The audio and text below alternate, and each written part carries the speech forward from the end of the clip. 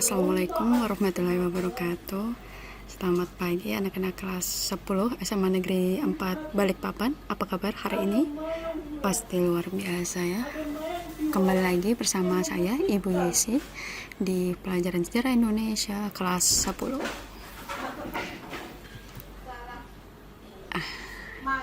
Tentu saja dari gambar awal ini anak-anak bisa menebak ya, kita akan membahas tentang apa. Tentang apa kira-kira? Iya, betul, tentang manusia purba. Manusia purba dan manusia modern di Indonesia. Jadi kebanyakan anak-anak pasti bertanya, apakah betul teori Charles Darwin yang menyatakan bahwa manusia itu adalah evolusi dari kera atau perkembangan lambat dari kera? Menurut anak-anak seperti apa? Kalau misalnya bisa menyangkal teori tersebut, kalau misalnya kita itu adalah evolusi dari kera, lalu kenapa sekarang kera-kera masih ada? Itu sanggahan yang pertama. Seharusnya kita sudah tidak melihat adanya primata ketika semuanya berevolusi menjadi manusia. Tetapi pada kenyataannya kita masih melihat adanya primata. Nah, itu dia yang harus diluruskan, bahwa sebenarnya manusia dengan manusia purba itu berbeda.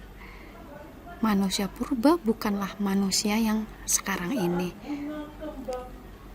Secara otomatis bisa kita sangkal teori dari Charles Darwin yang mengatakan bahwa manusia modern itu adalah evolusi atau perkembangan secara lambat dari manusia purba atau primata atau kera. Itu. Kalau secara logis, kalau kita lihat lapisan tanah, manusia purba dengan manusia modern itu berbeda lapisan. Kalau manusia modern itu berada di kala Holosen, kalau manusia purba berada di kala Pleistosen. Jadi kita beda masa. Antara manusia modern dengan manusia purba itu berbeda masa, sehingga tidak bisa disamakan. Nah, hari ini kita akan membahas tentang manusia purba. Sebelumnya mari kita amati video berikut ini.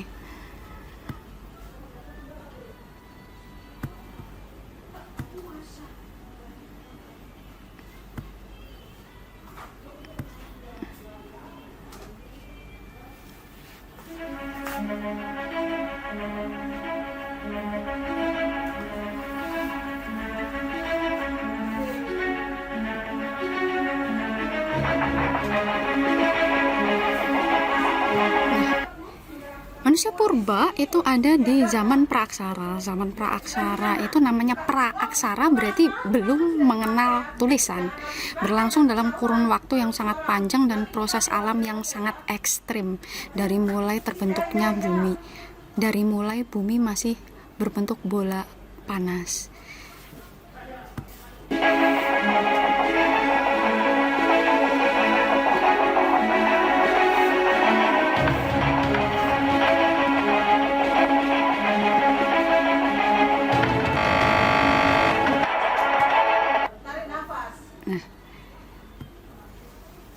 Ini yang saya jelaskan tadi, bahwa manusia modern dengan manusia purba itu berbeda, karena manusia purba hidup di kala atau di zaman Pleistosen sekitar 600.000 tahun yang lalu, ditandai dengan munculnya manusia purba jenis Pithecanthropus dan Homo. Jadi antara manusia modern dengan manusia purba itu dekade waktunya berbeda, zamannya pun berbeda. Jadi tidak bisa dikatakan bahwa manusia modern itu adalah evolusi dari manusia purba.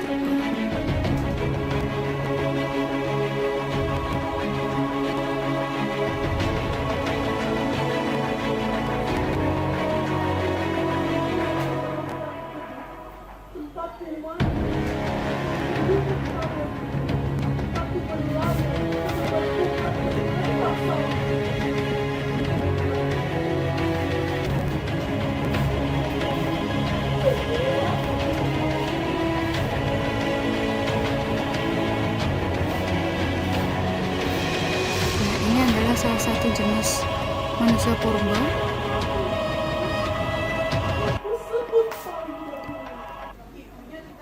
Pithecanthropus.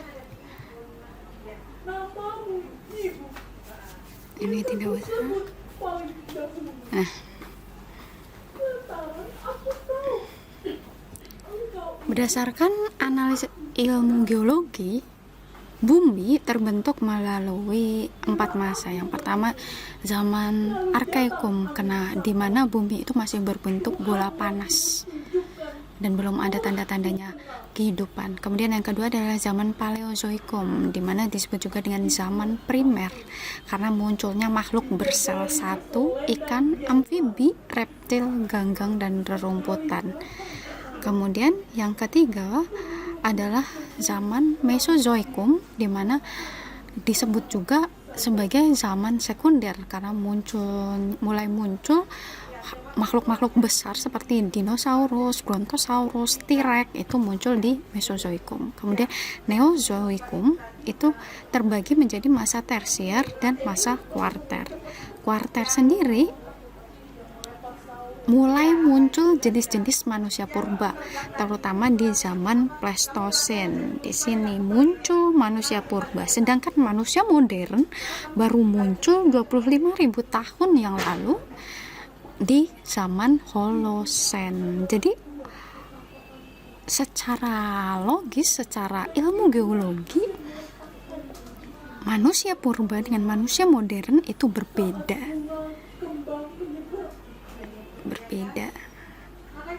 Jadi tidak boleh dikatakan bahwa manusia modern itu adalah evolusi dari primata atau evolusi dari manusia purba.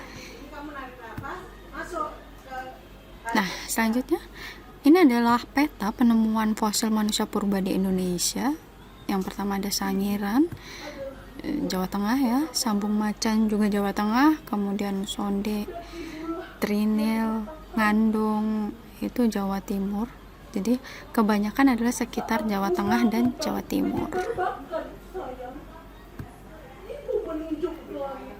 Kemudian jenis pertama adalah Meganthropus paleojavanicus. Mega itu besar, Tropus itu manusia kera, Paleo itu raksasa, Javanicus itu dari Jawa.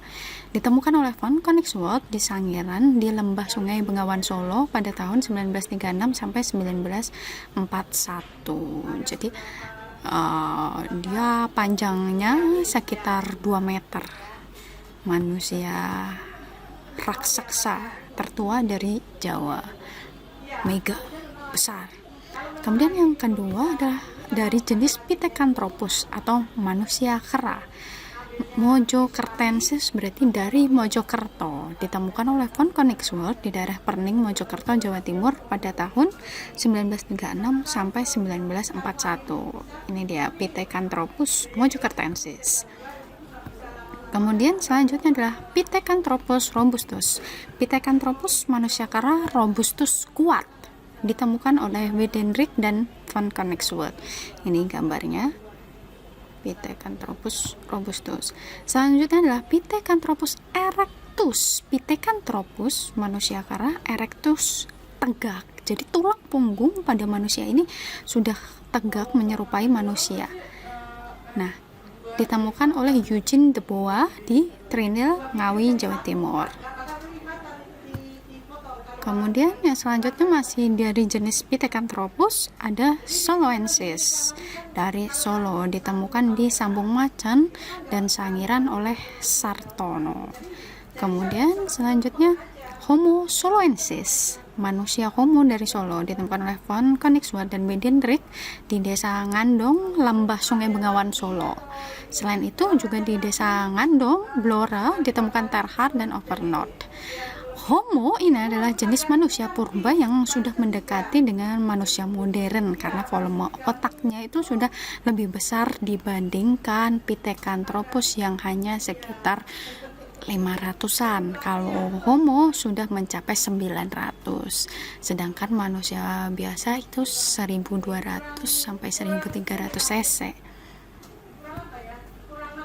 Homo erectus ditemukan oleh von Koenigswald juga. Homo wajakensis dari Wajak yang termasuk golongan Homo sapien, manusia cerdas.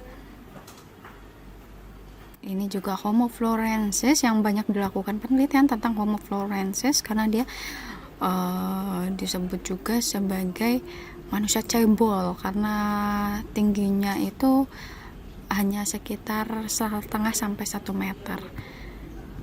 Nah, ditemukan di Gua Liang Buai, Manggarai, Pulau Flores, Nusa Tenggara Timur pada 1958.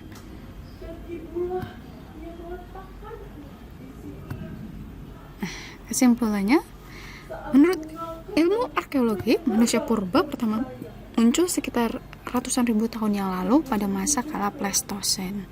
Hal ini berbeda dengan manusia modern yang muncul pada kala Holosen. Sehingga tidak benar jika dikatakan bahwa manusia modern adalah evolusi dari manusia purba. Nah, berdasar tempat ditemukan fosil manusia purba menunjukkan cara kehidupan yang masih bersifat nomaden. Nomaden itu berpindah-pindah. Mereka sangat bergantung dengan alam, terutama daerah sungai dan danau, sehingga nanti kita akan temukan fosil-fosil itu banyak ditemukan di aliran sungai. Ini boleh dikerjakan di buku tugas masing-masing. Kemudian refleksinya hari ini adalah kita belajar tentang waktu menantikan perubahan baikmu. Siapapun kamu adalah saudaraku, sesama manusia di bola dunia yang menua dan yang munyi di antara galaksi Bima Sakti, tempat kita berbagi toleransi dan saling mengasihi. Ini dari salah satu teman saya ya, Bu Ayu. Ada kelasnya juga, kelas sejarah Bu Ayu. Ini tidak usah dikerjakan. Terima kasih, selamat pagi. Assalamualaikum warahmatullahi wabarakatuh.